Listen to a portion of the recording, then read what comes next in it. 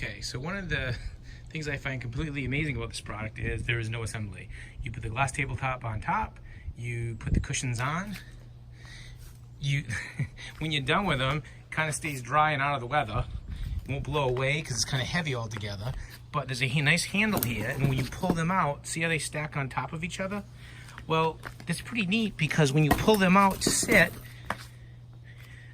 ReviewOutlaw.com. New videos every Thursday at 3 p.m. Subscribe today. you know, it's just a very cool setup. They're going to stay clean. They're not going to get exposed to the weather as much because they get all put together. But you get a nice place to sit out and, you know, have lunch, or a little balcony would be perfect for. I'm going to say I like them, and I would definitely recommend them. I'm going to put a note in the show notes with a link because there's like, I don't know why, there's some that are like $20, $30 more, and then there's also some that you don't get the cushions. So this is the exact one I would recommend.